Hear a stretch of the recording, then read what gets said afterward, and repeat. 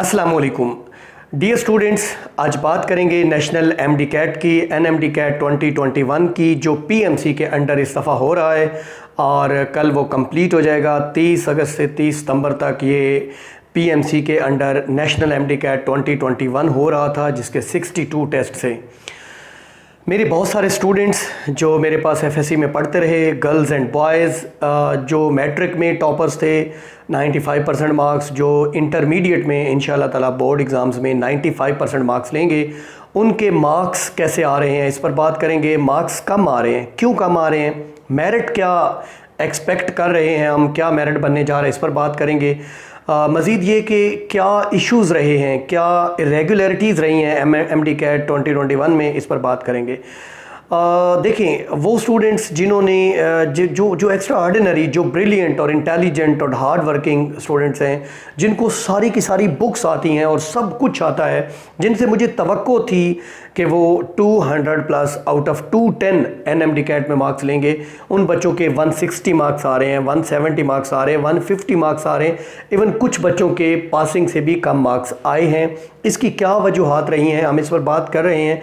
मैंने काफ़ी सारे स्टूडेंट्स के साथ बातचीत की कि क्या कोई सिग्नल इशू आता है, चूँकि ये ऑनलाइन टेस्ट हो रहा है, टैबलेट के ऊपर सिग्नल्स चले जाते हैं, या ऑप्शंस जो आप छोड़ देते हैं और बाद में आके क्लिक करते हैं, इस वजह से कोई इशू होता है, या की जो है उसमें कोई प्रॉब्लम है, एंटी टेस्ट डिफ़िकल्ट आ रहा है या इजी आ रहा है या मीडियम टेस्ट है, रीज़न बेसिकली क्या है, क्यों बच्चों के मार्क्स कम आ रहे हैं।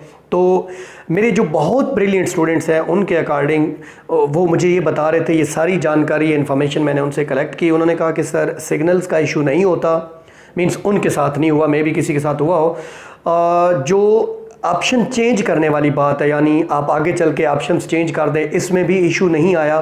फिर ये कि उन्होंने कहा कि टेस्ट 3 तरह के हो सकते हैं। एक तो होता है बिल्कुल सिंपल टेस्ट, जो बुक से एमसीक्यूज आएँ और उनका एक करेक्ट और एक पैट आंसर हो, बाकी तीनों गलत हों, ऐसे टेस्ट नहीं आ रहे।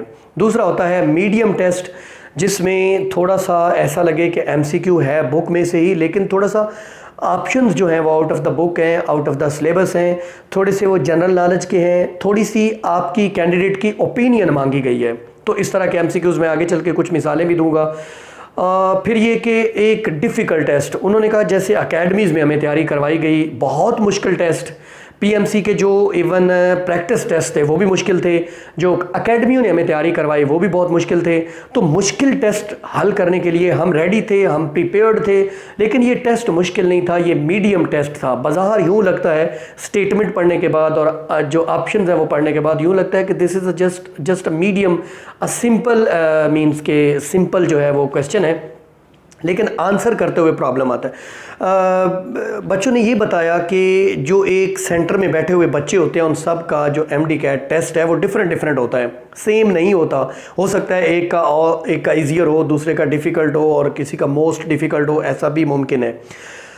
मज़ीद बच्चों ने मुझे ये बताया कि सर जो स्ट्राइक्स हो रही हैं पीएमसी के ख़िलाफ़ कि टेस्ट को रीकंडक्ट करें, रीटेक करें, ऐसा शायद मुमकिन ना हो सके, क्योंकि पीएमसी बज़िद है कि उनके टेस्ट में कोई प्रॉब्लम नहीं है, कहीं पर कोई इशू नहीं है।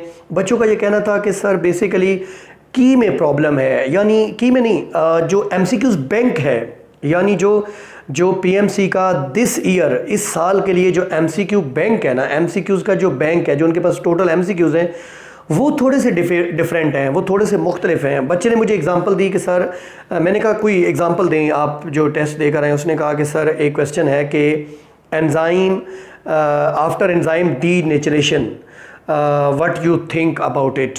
ऑप्शन नंबर 1 है enzyme is unable to do catalysis. Option number 1 क्या है, enzyme is unable to do catalysis. Option number 2 है due to extreme pH enzyme has been disrupted. Option number 3 है due to extreme temperature enzyme has been disrupted. और option number 4 है enzyme has been disrupted.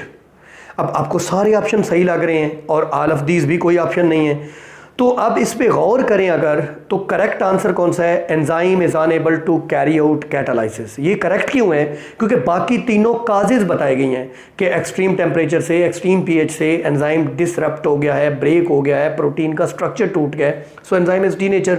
एक effect बताया है कि आप enzyme catalysis नहीं कर सकता, so this is the correct option. अब की में ये है, बच्चे को लगता है कि हाई टेम्परेचर की वजह से एंजाइम डीनेचर होता है, हाई पीएच की वजह से, तो इनमें से ठीक होगा। तो इस तरीके से यानी बहुत ज़्यादा ब्रेन स्टॉर्मिंग की ज़रूरत थी, बहुत ज़्यादा गौर करने की ज़रूरत थी, तब ये क्ल्यू आपको मिल सकता है कि this is the effect and rest 3 are the causes of this statement. ठीक है, तो इस तरह के एमसीक्यूज़ आ रहे हैं। हम बात करेंगे मेरिट की, क्या एक्सपेक्ट कर रहे हैं। मैंने बहुत सारे लोगों के साथ, बहुत सारे टीचर्स के साथ इंटरेक्ट किया जो काफ़ी सालों से एंट्री टेस्ट से वाबस्ता हैं और एफएससी को पढ़ा रहे हैं। तो जो लोगों की ओपिनियंस हैं वो हैं कि 85% से लेकर 90% के दरमियान मेरिट जा रहा है, क्योंकि जो 92, 93, 91 वाला जो परसेंटेज वाला मेरिट होता था, ये एंट्री टेस्ट उस तरह का नहीं हो रहा, क्योंकि एंट्री टेस्ट की एग्रीगेट में कंट्रीब्यूशन सबसे ज़्यादा है। 50% एमडी कैट है, 40% एफएससी है और 10% मैट्रिक है। बच्चों के मैट्रिक में भी बेहतरीन नंबर हैं, बच्चों के एफएससी में भी, चूँकि ये कोविड एफएससी है, जस्ट 3 मीन्स के ऑप्शनल सब्जेक्ट्स के पेपर हुए हैं, बहुत ज़्यादा नंबर आने वाले हैं। 97, 96%, 98% मैं समझ रहा हूँ हर बच्चे के नंबर होंगे।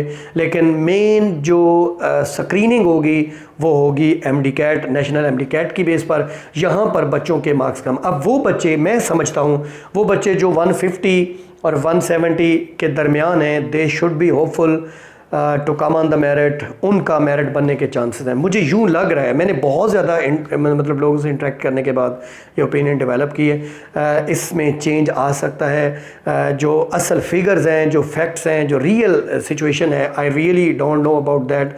अब वो बच्चे जो एंट्री टेस्ट में 65% मार्क्स नहीं ले सके और फेल हो गए, वो बच्चे अभी बहुत सारी यूनिवर्सिटीज़ में दाखिले खुले हैं, एडमिशन्स ओपन हैं, वो वहाँ पर अप्लाई करें, फॉर्म डी में अप्लाई करें, डीवीएम में अप्लाई करें। वो बच्चे बीएस प्रोग्राम्स में जाएं, वो वेले ना रहें, फारग ना रहें, वो मींस के डेस्परेट ना रहें, वो मायूस और उदास ना रहें, क्योंकि एक दरवाज़ा बंद होता है तो हज़ारों दरवाजे खुल जाते हैं। अपने टीचर्स के साथ बात करें, उनसे पूछें कि एमबीबीएस या बीडीएस के अलावा कौन से फील्ड्स हैं जिनमें बच्चों को जाना चाहिए। आप मेरे साथ रब्ता कर सकते हैं। आप अपने जो इमीडिएट टीचर्स हैं, जिनसे आपने एफएससी में पढ़ा, जिनसे आपने एंट्री टेस्ट में पढ़ा, ज़रूर उनसे रब्ता कीजिए। डेफिनेटली आपके पेरेंट्स और टीचर्स आपसे बड़े हैं, वो स्कोप को समझते हैं, वो आने वाले वक्त की डिमांड्स को समझते हैं, वो आपको एक अच्छा फील्ड सजेस्ट करेंगे। हाँ, अगर आप रिपीट करेंगे तो रिपीट के हवाले से काफ़ी सारी कन्फ्यूजन्स हैं, उस पर मैं एक अलग से वीडियो लेकर आऊँगा, क्योंकि इमसाल सिर्फ ऑप्शनल सब्जेक्ट्स का पेपर हुआ है, कंपलसरी नहीं हुए, फर्स्ट ईयर के नहीं हुए, तो रिपीटर्स के लिए, इम्प्रूवर्स के लिए क्या सिचुएशन बनती है। I will make another video for this all. बच्चों, बी होपफुल। देखिए, एक नशेमन खो गया तो क्या गम, अभी मकाम आते आहो फुगा और भी हैं। इस ज़माने में हज़ारों लोग हैं जो सक्सेसफुल हैं, जो कामयाब हैं, जो बहुत ज़्यादा पैसा भी कमाते हैं, बहुत ज़्यादा खुश भी रहते हैं, उनकी ज़िंदगी में टूरिज़म भी होती है, वो अपनी फैमिलीज़ को बेहतरीन लाइफस्टाइल भी देते हैं।